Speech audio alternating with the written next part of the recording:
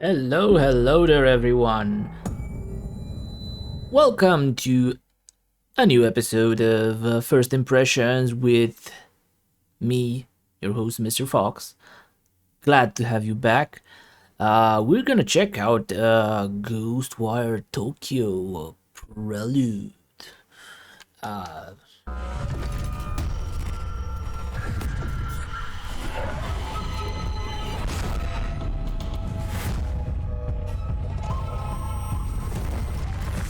Mysterious things are happening.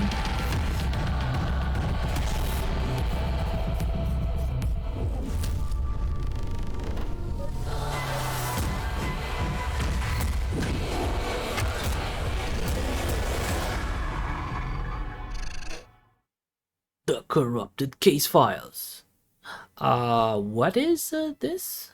Well, it's actually a Prelude, free one nonetheless, for the upcoming game in Ghostwire Tokyo, the first person action supernatural horror slash horror game that I personally am very much looking forward to. Uh, that's coming from Bethesda, if I'm not mistaken. I'm not good with those companies, especially when they have disappointed me in the past. I tend to block them. Anyway, Ghostwire Tokyo Prelude, the corrupted case file. Now, this is not actually a horror. The game. It's a sort of a short visual novel to get you into the um, feel of things. So yeah, be aware. Rinko. God damn it, Rinko. Erica.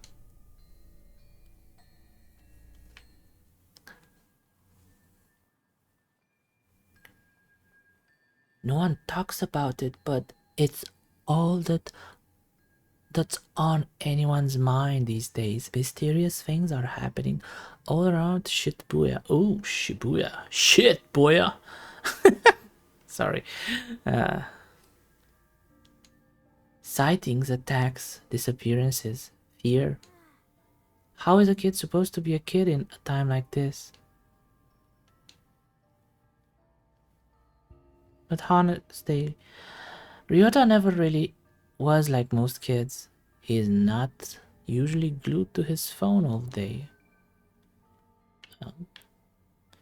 Kirigaoga vanishing, the Moronochin vanish. Okay, so people are vanishing. Ryota's concerns bring him to a mysterious case file posted online. It's titled The Kirigaoka Vanishing. He reads it to himself the best he can. Having tracked another report of dark fog to the area, I arrived to find it has passed, leaving dreary rain hanging over the neighborhood. At the scene, all we found were the clothes of a mother and a son, left behind like two molted cicada shells, or cicada. It's hard to even imagine a parent and her child just gone, precious lives snuffed out forever. My heart sank knowing that I had failed to protect them. It was the worst thing I'd ever felt, as if one cue as if on cue the rain started pouring down.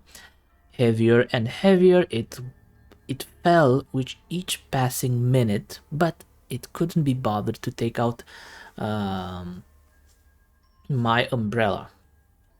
Yeah, I couldn't be bothered to read properly. English is hard. Um,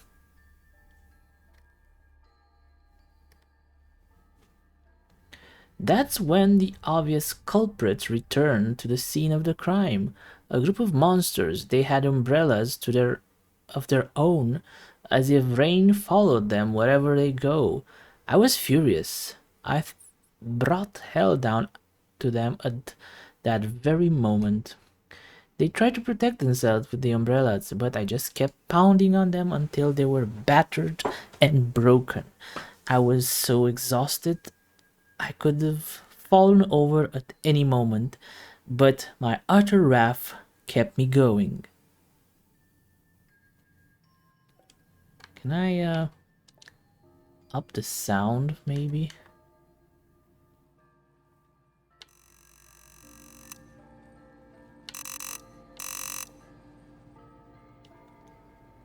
BGB.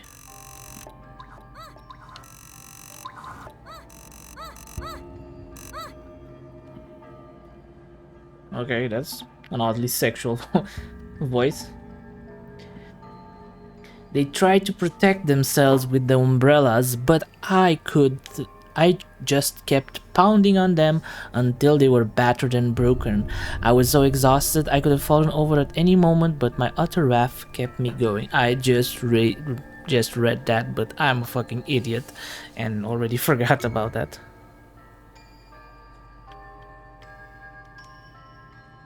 As I picked up to leave, I still refused to open up my own umbrella. I just walked away. Rain pouring and soaking me to the bone. KK. Okay. Marunouchi vanishing. Unable to shake the idea that monsters are all around him, Ryota navigates on his phone to a document called the Marunouchi vanishing. The language is complicated, but he works to understand it. It says, I got a tip on a missing woman from Marunouchi. When you've been a detective as long as I have, you tend to build up a big network of contacts. The story my contact told me was that they saw the woman one day when the fog rolled in. It blanketed the area and then poof, she was gone. Times like these made me wish a certain somebody was around. Come to think of it, the fog and these disappearances set the scene for when I first met the rest of my crew. Everybody kept talking about folks just up and disappearing, and I thought it was a load of horse shit. Wasn't till I met them and until my encountered that I believed.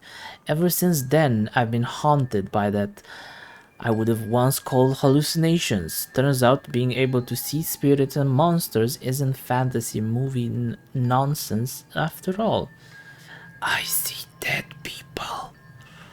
Guess I should be thankful because otherwise I wouldn't have seen through the monsters taking the form of the woman. Oh. She made me a bunch of red orbs appear that chased me around, but I knew so long as I didn't let myself get surrounded, I'd be okay.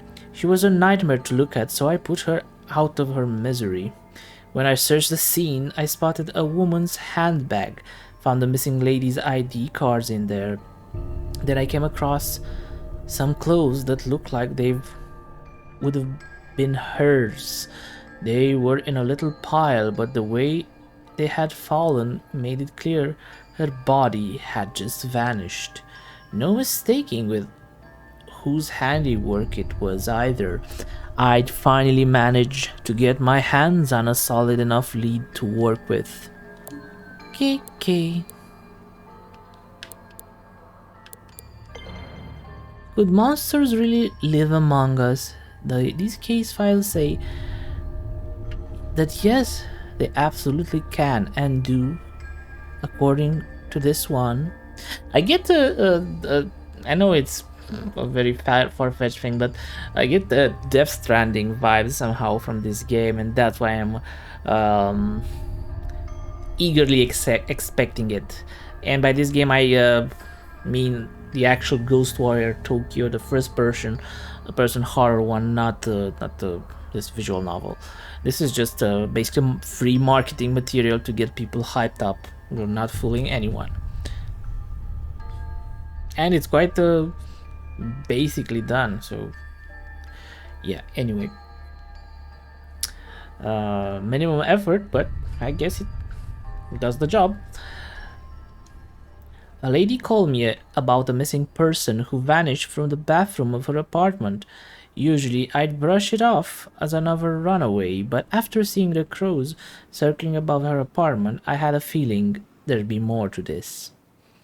The black stains on the front door verified my hunch. It turns out that I'm the only one that can see these black stains.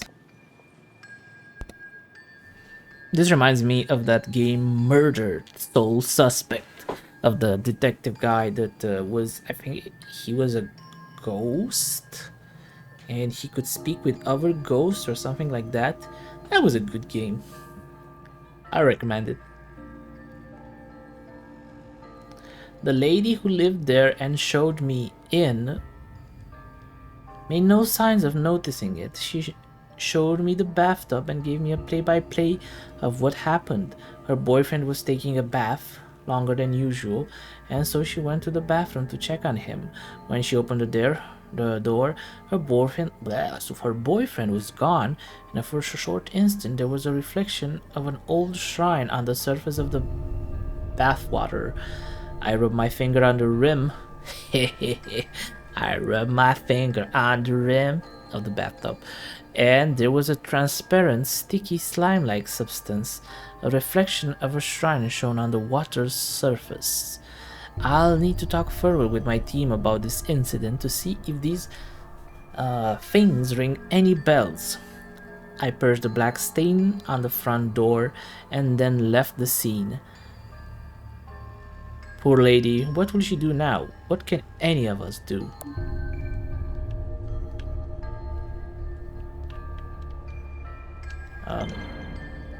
These posts, the kid had found something, or rather someone. Someone called KK has been looking into monster in this part of town, a believer just like Ryota. Social media would never lie, and that means KK is an expert, maybe the expert, in all things paranormal. There's only one thing left to do, having pour over story, post and grainy photos about local monsters he could find. Ryota prepares to take a decision. I'm gonna ask this KK guy to help. Just gotta figure out where he lives first. Okay.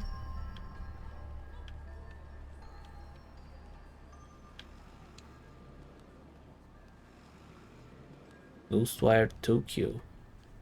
Contact. Dear Mr. Investigator person.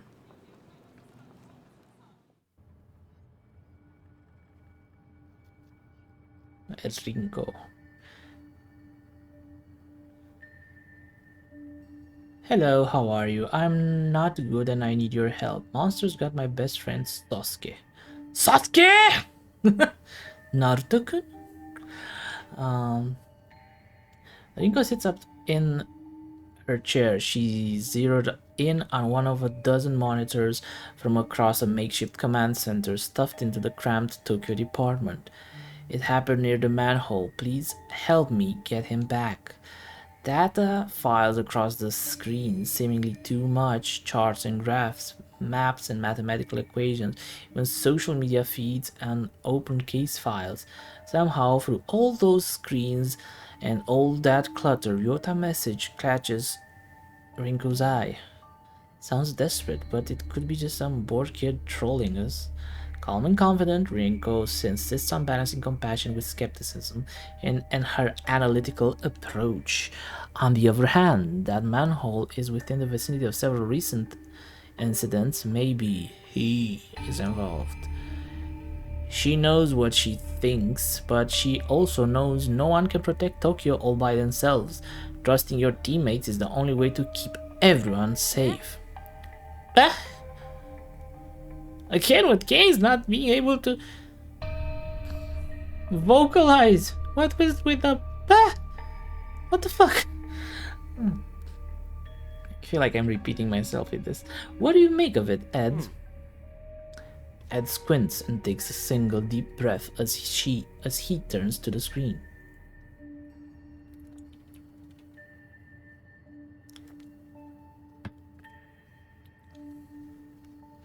Yep, sorry about that. I had to drink something. My throat was getting parched. He has something to say but holds it back. Technology is easy. People are hard. Instead of speaking up, he places a small recorder on his desk. He presses play and the audio begins to roll. Ed turns and walks away. I've heard intriguing stories about so-called manhole girls. What? In Japan, vengeful ghosts of bullied students said to trick other children into following them into the sewer, from where they never return. If any information turns up about such anomalies, I'd be keen to investigate, though I speak purely out of personal interest. It might not be enough to make the rest of my team pursue it without further evidence. Okay.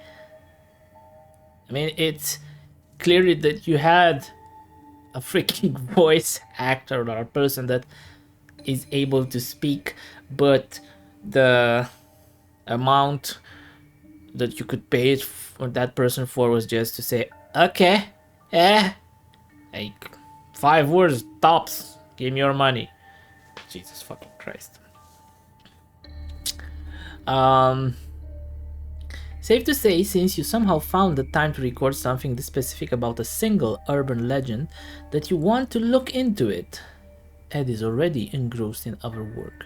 He doesn't respond. He certainly does not notice when Rinko rolls her eyes. He rarely does. Probably best we have no idea how you spend your free time, huh, Ed? Erica's been sitting next to Rinko this entire time, listening and waiting for the right time to chime in. That time is... What the fuck? Want me to take it out? I don't think so, Erika. Could be dangerous. What if something happens to you? Seriously? You still don't trust me to go out by myself for 5 minutes in the middle of the day? A just 16-year-old Rinko might be right not to trust Erika on something dangerous, but Rinko knows that Erika has shown a maturity beyond her years. She gives Erika an almost sisterly look of skepticism. You know it's not that. Rinko quickly turns back to her monitors and away from Erika. But for all her maturity, Erika can't quite keep from pouting. Okay. Stop making that face. Besides, we got our very own private detective in the vicinity already. I'll have him take a look. Oh, I thought that I was in a position to actually choose who goes. The stall is brimming as a wide array of customers eat in relative silence. The only sound they make is the slurping of their noodles.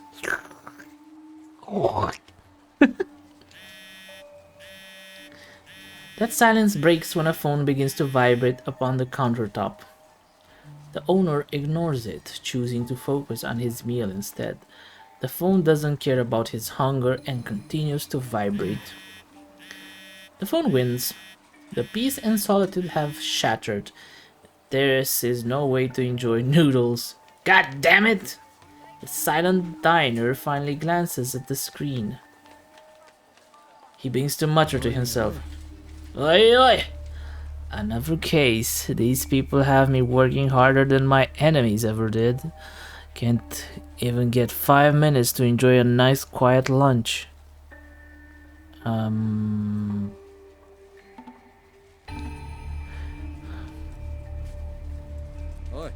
Oi! Let me guess, I'll be risking life and limb. That's why you let it ring for so long, too scared to pick up?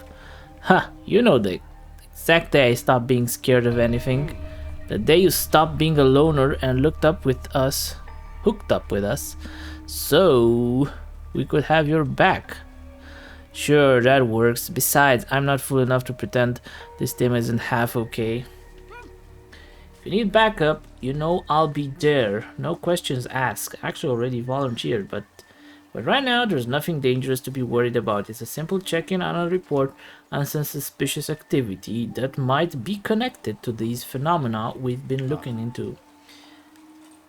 It's always the simple cases that go south the fastest. You know what, you're right. Maybe Erika should run point on this one. Sure, she's just a kid, but you're busy, so whoa, hold up. Let's not sacrifice the rookie to make me look bad. I'm already out. Send me the info and I'll go on it. I'll get on it. First, though, I need to talk to one of you about something.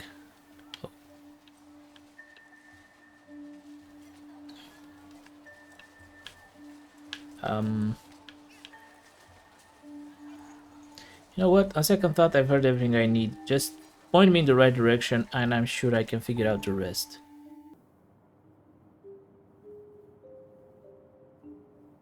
Ryota doesn't notice the people passing him in the street. They don't notice him either. He's young, but he's very much alone. Is he a ghost?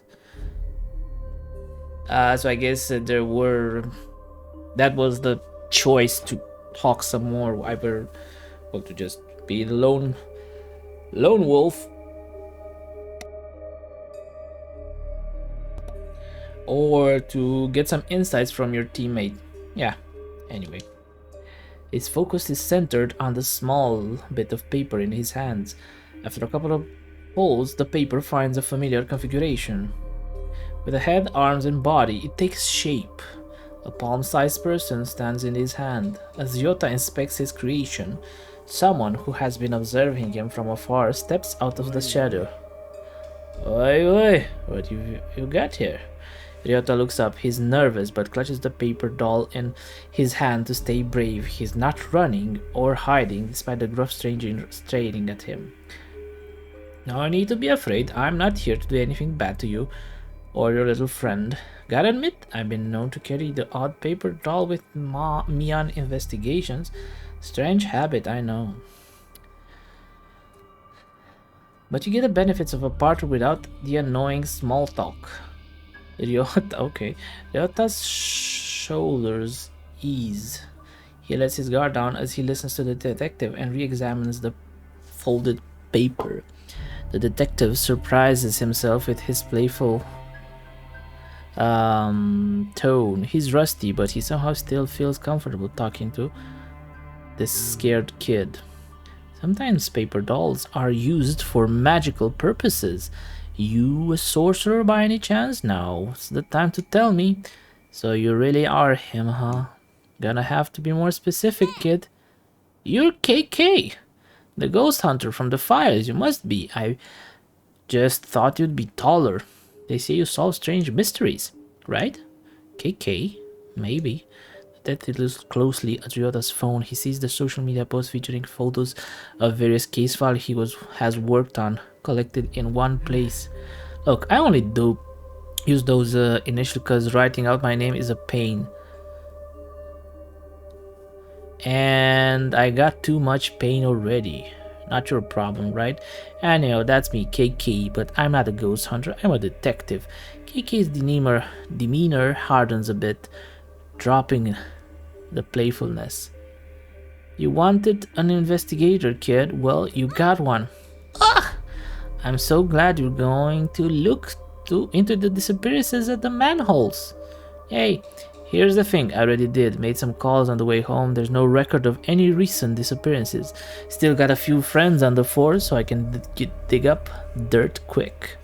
KK shoots Ryota a serious look. Not trying to pull a fast one on me, are you, kid? It's true, honest. My buddy Sosuke disappeared. He hasn't come home since yesterday. Well, maybe he went off to join the Akatsuki. Last place I saw him was right back here. Ryota motions to the alleyway behind him. He went down that way. I tried to follow, but I couldn't find him. He was completely gone. If Ryota is bluffing, he's an incredible liar. A sadness comes over him when he looks back towards the alley. KK looks back and forth from the kid, then to the alleyway behind him. All alleys are dark, but this one looks like it's never seen daylight. See any fog when that happened, the moment he disappeared? Now that you mentioned it, there has been something spooky around it, like a kind of fog or darkness, but it came and then went. Alright. KK mutters something to himself as he eyeballs the alleyway behind Ryota. Nothing looks immediately out of place. With so much going down in the city, some kid getting lost doesn't exactly seem like front page news. Oh.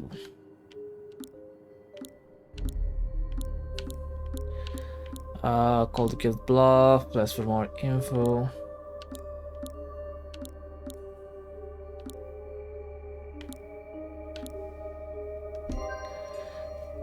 I need more to go on, kid. Why are you so convinced he was taken? Didn't happen to anyone else around here. But it didn't happen to my best friend. Sasuke's been missing for 2 full days. Everyone has been looking, but no one can find him. What about his parents? Have they filed a police report? I'm the only one who really cares about Sasuke. I know he needs me. And no one else is even looking for him anymore. Just me. He's lucky to have you. It's like when you saw crows circling about the building in one of the cases you investigated. You know there was more to it than everyone else. Well, Mr. KK, I know there's more to Sasuke's disappearance. I just need your help. Really, did your homework, huh? I'm impressed. You're more dedicated than most adults I know. You remind me of my friend Erika. She lost someone too, and she never stopped fighting for them either. KK takes another glance at the alley. Alright, show me exactly where this Sasuke pal of yours disappeared. Ryota perks up. So you're gonna look into it?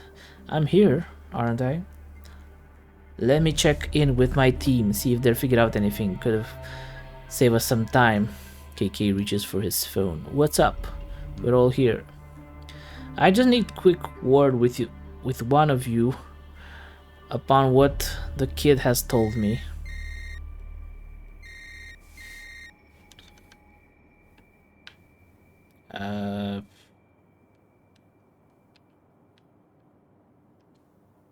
Second thought, I'm gonna go with my gut. My instincts are usually right.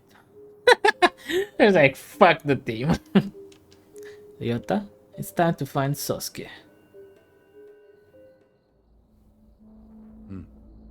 Nothing looks out of place, but things are rarely what they seem. Kiki slowly but deliberately reaches his hands out.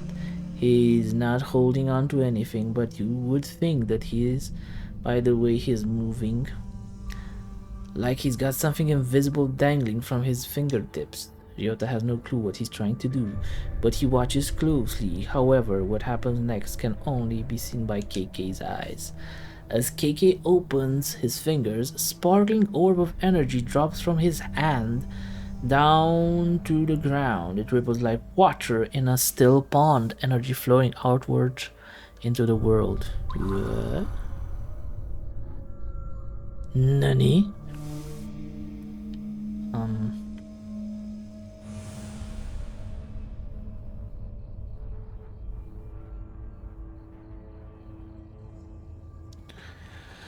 Strange trail flows into view as though spirit has passed through this place. Psychic energy. The trail leads further on, deeper into the alley and out of view.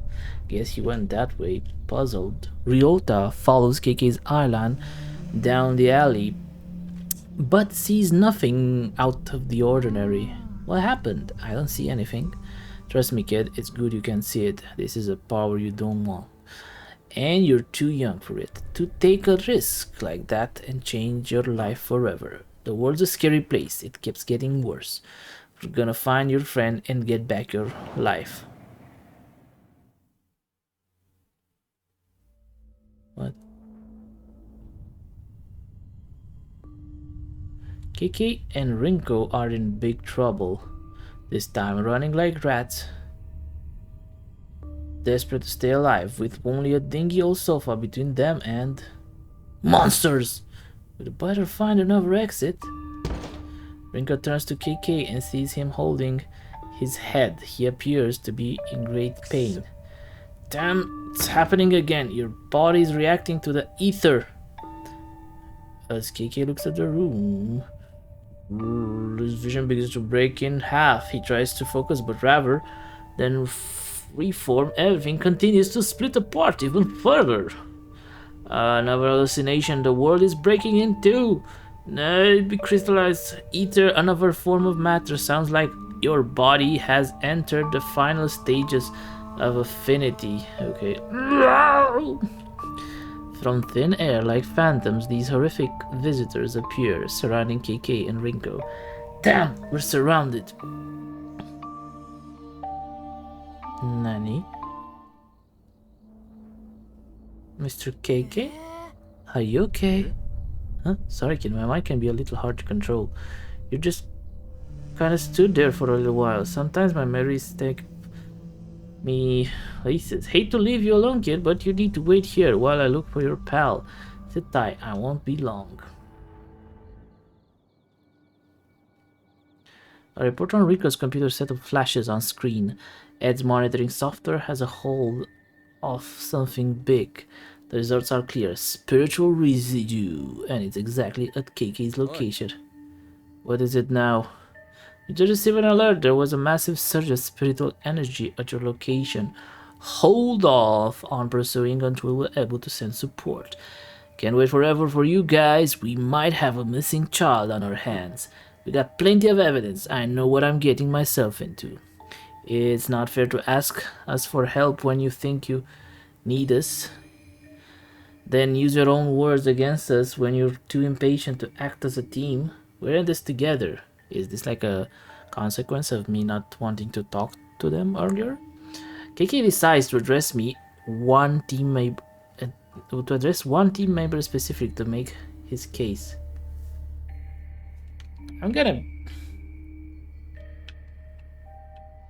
be a dickhead and keep talking. Never mind, fuck off. I'll talk to you later. I'm in the middle of investigating. Everyone is mad at me. He never was any good at following people's directions. That attitude of his is precisely what Sailor hides on countless occasions. You don't think I realized that? Erika smiled, thinking about KK's attitude. It doesn't bother her.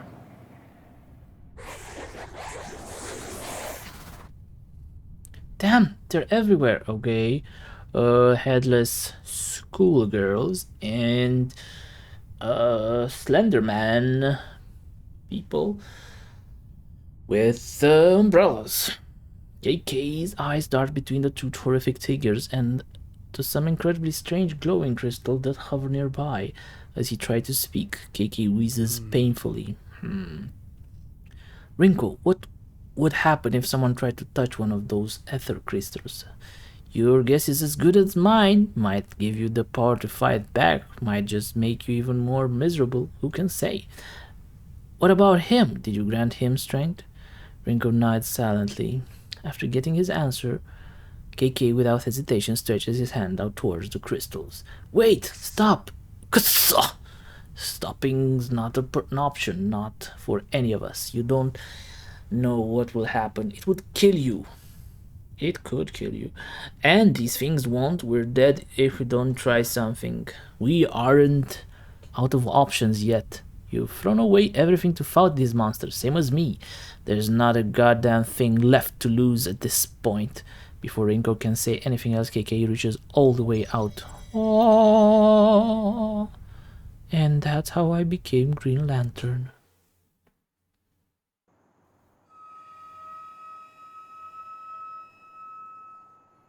Nani?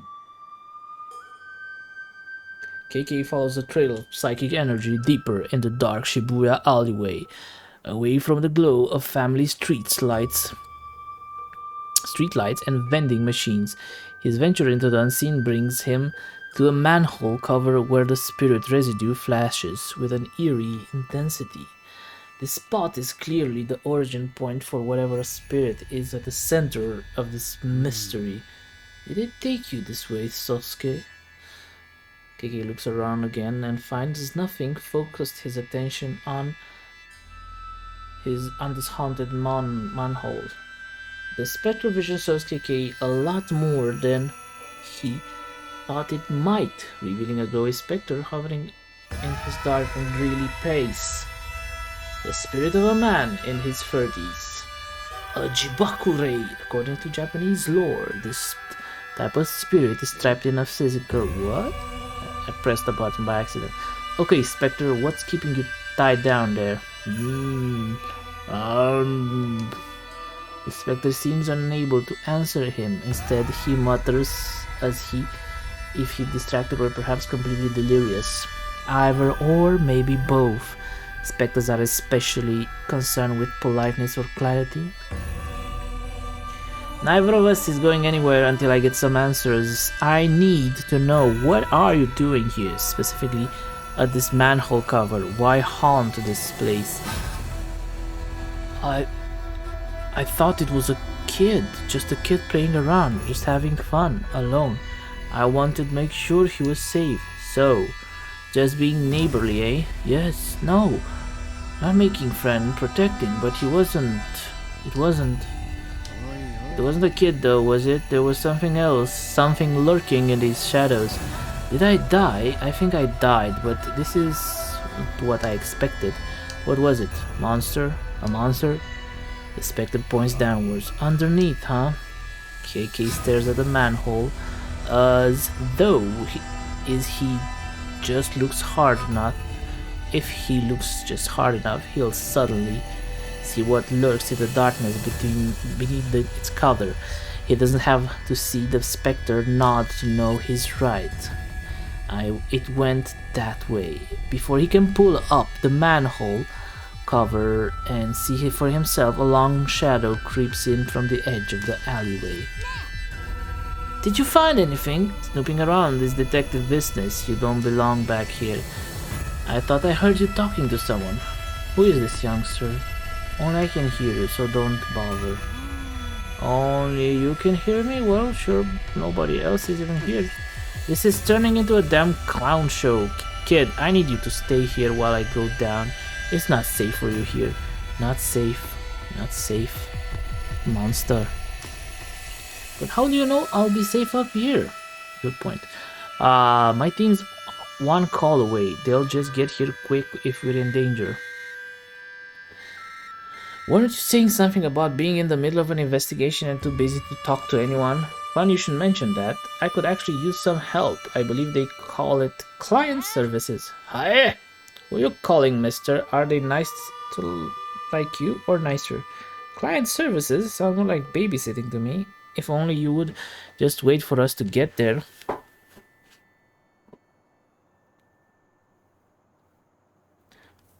We play the hand we're dealt, and juggling work and childcare has never been my strong suit. I need a little support.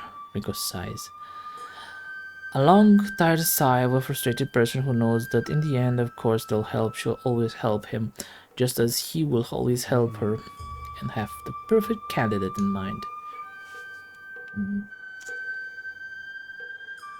I don't know. Wait, I can handle this. It's just one nosy kid. You're not gonna lie. You come down into this and you might not come back. Ooh. My record's pretty good, so you'll either trust me or we part ways. I only take on clients who have faith in me. What's it gonna be? You gonna let me down there solo, or you wait safely up here? Or is this the end of our professional relationship? I guess I wait. Your guess? Okay, I'll wait. I promise, Mr. KK. Good move, kid. You're all a lot less of a pain than some of my other clients. Now to get down there and find your pal, Sasuke.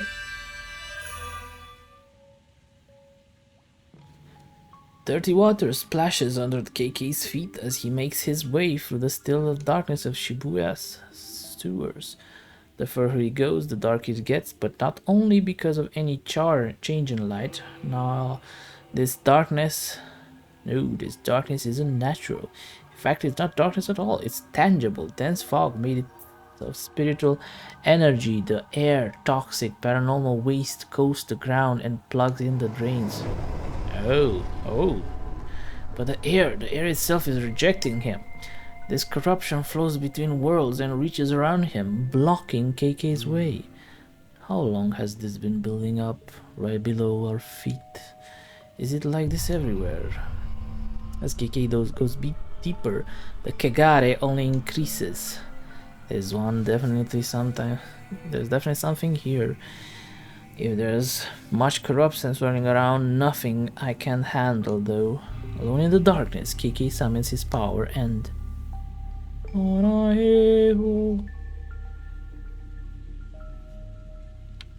Hold. Enters the ship to clear the sewer. Nani? Nani?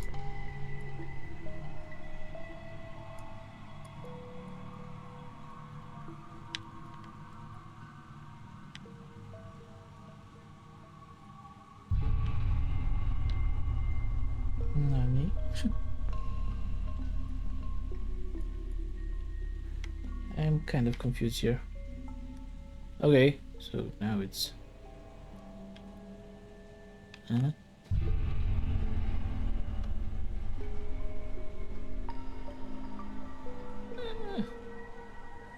My writing skills are horrible. Oh. Close enough.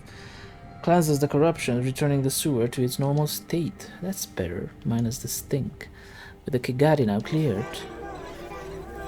As if they were waiting for a moment of safety, someone appears. Sasuke, is that you? The small boy avoids Kiki's look, turning his back and picking at something on the wet ground. Splish, splash. Hey, you kid! You okay? Can you hear me? Are you hiding from something? Take a bath. Take a bath. Come on, kid, this isn't the time or the place. Answer me. I'm not trying to scare you, but you gotta work with me here. In the vast darkness of the sewer, the sound of Kiki's phone suddenly rings out, the tiny chime echoing back and forth around the hollow space. The small boy in the raincoat doesn't seem to notice. He must be very preoccupied. I'm close. I found Sasuke, but I'm worried he won't. Muffled sounds. Down so far, the signals KK's phone is barely holding on. He can only make out a few sounds and struggles to make sure what words they might be forming. Muffled sounds, muffled sounds. Hello, is anyone here? Ranko, is that you? Ed, Erika, who is this? Yeah, got my hands full here. The call cuts out. The phone going dead in KK's hands. Enough screwing around, Sasuke.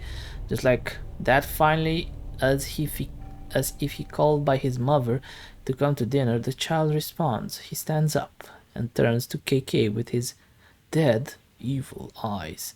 You're not Sasuke, you're the monster. KK raises his hand and calls forth an energy that he discovers that day long ago. The day he found his back against the wall, reaching out and touching the ether crystal. Okay, so that's from the past. That scene with Rinko.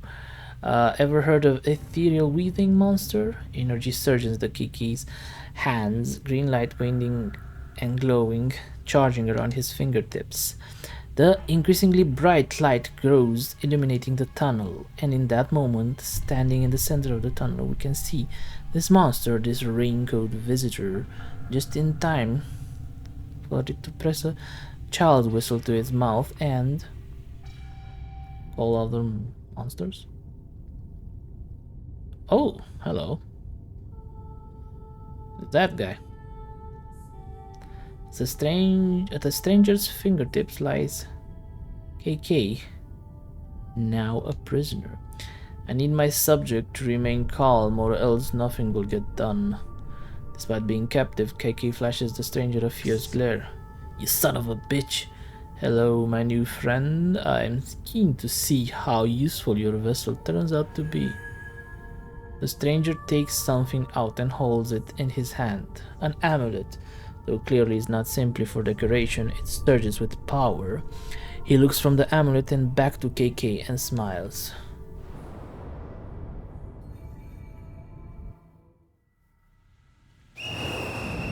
As the monstrous little raincoat visitor blows his whistle, he steps back into the shadowy darkness. Running away, huh?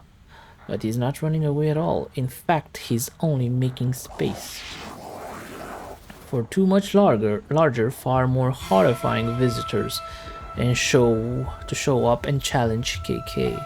I've been waiting to run into you again. Let's go, you bastards. Oh. Fence barrier damages him with a winded attack. Visitor perishes after 2 hits. It stops visitor from moving. It will be consumed unused.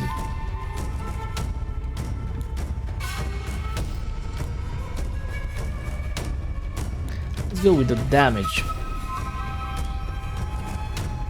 Pew! Let's go, you bastard. One umbrella visitor is injured.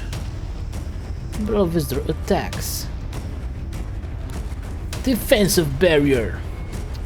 A barrier appears in front of KK. An umbrella visitor attacks, but the attack is deflected by the barrier. The barrier is broken.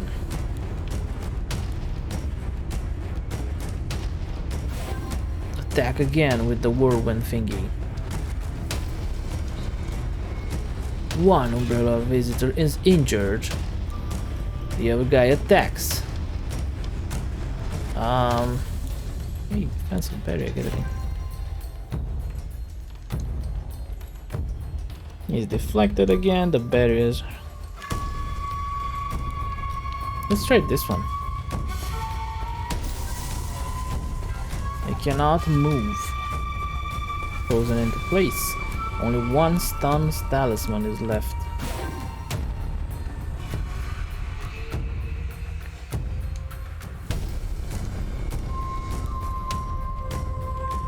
Umbrella visitor awakens from the stun.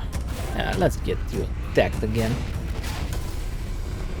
Basically, that prevents them from attacking. He's injured and he's done. The fight now over, the sewer is oddly calm again. KK sweeps the space, looking for any clues that may be left behind. Why would a pack of monsters manifest their evil here? But then he sees it, affixed to one wall of the tunnel. A wooden tag, sometimes called a kifuda. This must be what summoned those things. KK reaches out to take the kifuda down, but at his fingertips approach it. Us. Ah, the light. Don't step into the light. Ah. Nani? Rinko? God damn it! Rinko! Erika! KK feels a big, quick thump through his body. When he looks down, he sees someone else's arm stabbing through his chest. It's horrifying. Black smoke rushes out of his body. Looking back up, KK sees a man wearing a Hanaya mask. Hania. You're... Nani? Gasp. As KK comes to, he realizes that he is in the tunnel once again. No, still, he looks at his chest. It's totally fine, no gaping hole. Not even a scratch. Sweating, breathing heavy. His mind races. It was a horrible dream. Maybe a vision? He grips the kifuda in his hand. I won't let him get away with this. So hard that it smashes into pieces. Okay. At that moment, KK realizes he's not actually alone. Distracted by his fury, he had missed the approach of someone new. Who's there? Surprised. He spins to face this entity, but before he can raise his other hand... Ah! Nani? KK emerges from the tunnel to find Ryota waiting with the rest of the team. Ryota talks to Erika while Eds and Rinko review something on Ed's tablet device. I said, Oh, you're back. Everything go alright? Go right. I just cleared a massive sewer-wide blockage of Kigare and faced off with a pair of umbrella-wielding monsters who wanted to rip off my head, and I survived. Thank you very much. Is that the answer I smell, or did you get so frightened that you... I'm sure glad no one got hurt trying to rush down and back me up or anything, but that's okay. Looks like you two really had your hands full with KK, with his hands motioning to the relative calm of the alleyway. Quiet now, except for the sounds of Ryota's boyish laughter. Is that all you have to report? Any additional data that you've gathered would be great to factor in the post-mission report. You know what? I think I dropped my notepad down there. No matter, I think we got enough. While we were waiting, I ran some tests up here and the results were quite interesting. I'm excited to get back to the HQ to review them. So I'm glad I could be a service of you to you. Next time, maybe don't keep us waiting for too long. The two of them return to reviewing Ed's tablet while KK knocks some dried sewage off his shoe. Ew.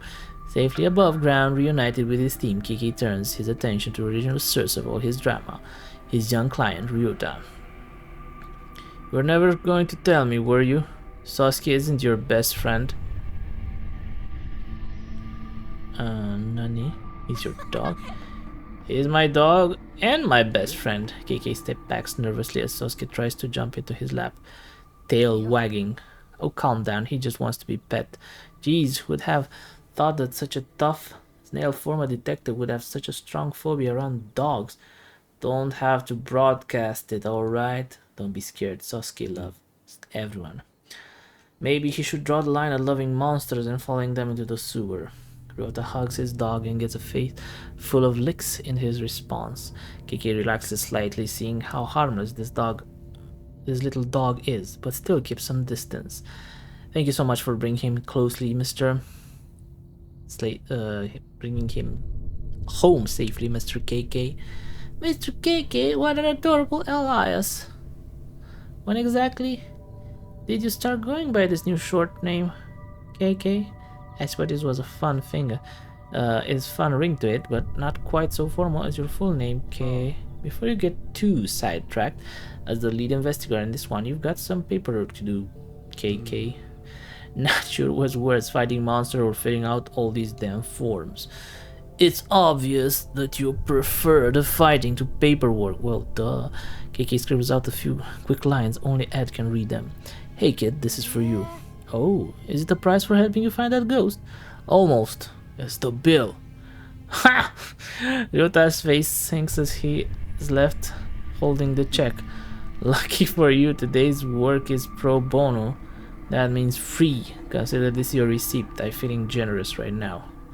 Ryota looks closely at the paper in his hands. It says, the case of the cursed manhole. Extermination complete. KK. Leaning over his shoulder, Ringo lets out an uncharacteristically loud burst of laughter. Oh, now I get it. You didn't choose the name KK. Sloppy paperwork chose it for you. There's a lot of things in life that we don't get to choose. Call me what you like, not like that I get any use for a real name these days, and definitely not one of my old names. Doesn't matter that anyone calls me anyone calls me, so long as I find that bastard. KK's gaze looks fierce as though he's recalling a bitter past. Reflecting in his eyes is Ryota, who looked pleased to have received KK's autograph. KK's expression softens up in response. That said, I guess KK's not so bad. Oh, that was a very abrupt ending. Okay, well, last time I'm considering reviews on Steam to be something that's true. I just read that this prelude would be like 20 minutes long, but I guess it will be 20-minute long if you just press space and now don't actually read it or skip read it basically. Well, it was just under 1 hour, so yeah, I guess it's still good enough. A visual novel, not much action, well, just a bit of fighting, if you can call it fighting, at the end, some turn-based tactics, nothing too serious. It does the job of making you curious about this world. There are some, I feel some cliches going on there. I didn't really like the part with the, oh, it's my dog. I wanted something more sinister to be happening there. So, yeah. Besides seeing the monsters that are, yeah, the horror parts are creepy. The atmosphere felt a bit too colorful for me to actually be scared at any point. But Again, this was just a visual novel to get you hyped up, or at least more curious about the actual Ghostwire Tokyo game. I'd assume that the character that we'll be playing would be Mr. KK here, having those fancy powers of his from touching that ethereal crystal. Um, it would be worth to play it. Well, fast forward, play it. Uh, 3 more times. I guess it's a total. To see what additional stuff would the free members of our team would say. I doubt that it will be something that will end up in a different um, ending. Um, and but I do also hope that the team would be present in the game as well, and hopefully Ryoto and the dog. I doubt that, but who knows? I liked it. It reading almost an hour, about 50 minutes, all this that had made my throat really parch, and I'm tired already. But I liked it. I'm fine with what uh, what I've seen.